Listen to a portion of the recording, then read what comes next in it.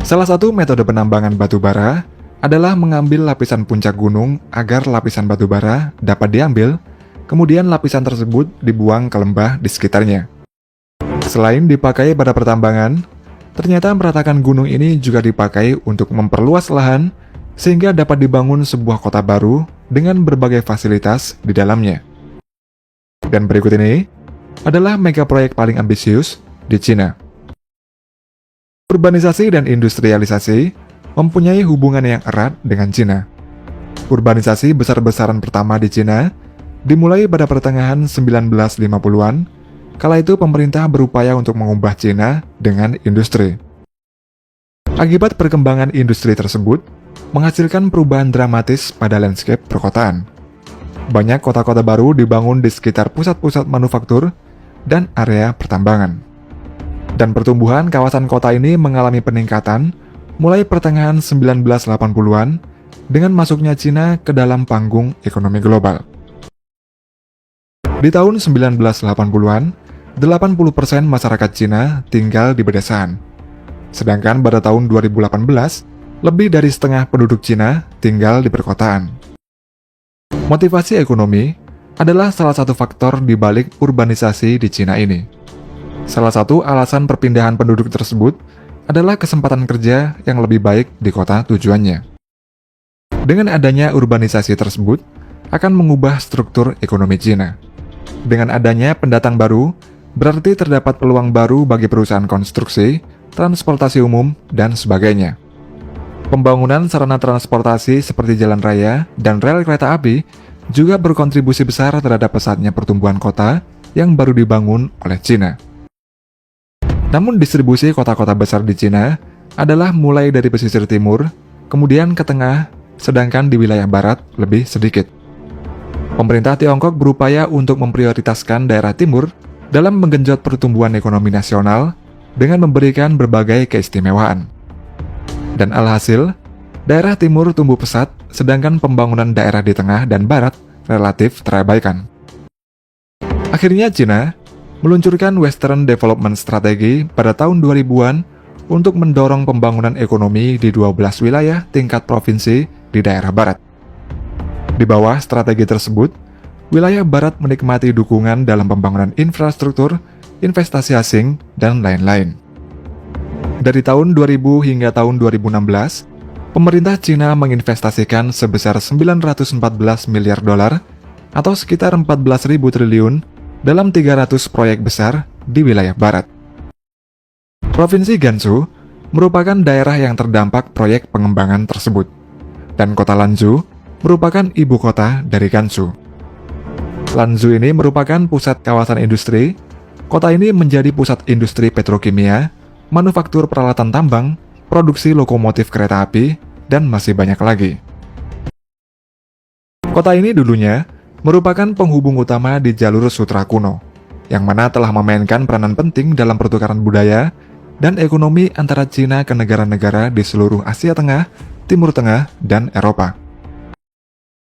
Meski kota ini termasuk dalam kebijakan strategi pengembangan kawasan, namun kota ini telah gagal dalam pencapaian ekonomi.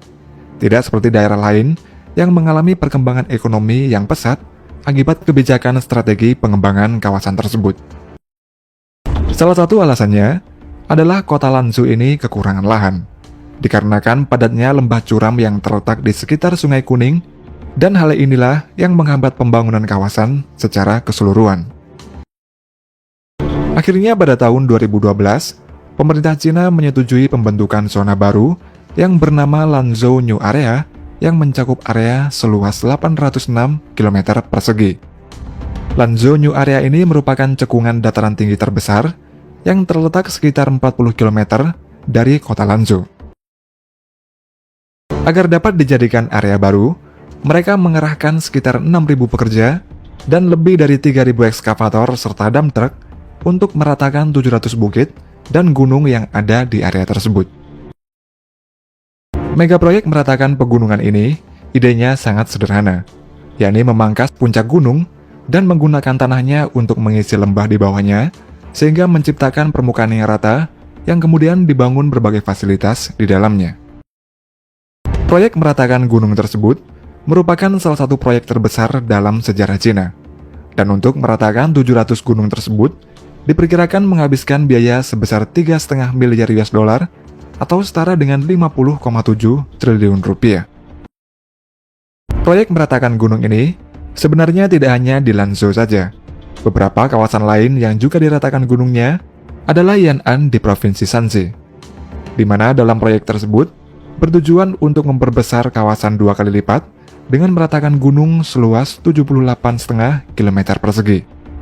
Dan sebelumnya di tahun 2007, Cina juga memiliki proyek meratakan gunung di Xi'an dan dikabarkan sebanyak 100 gunung diratakan pada kawasan ini.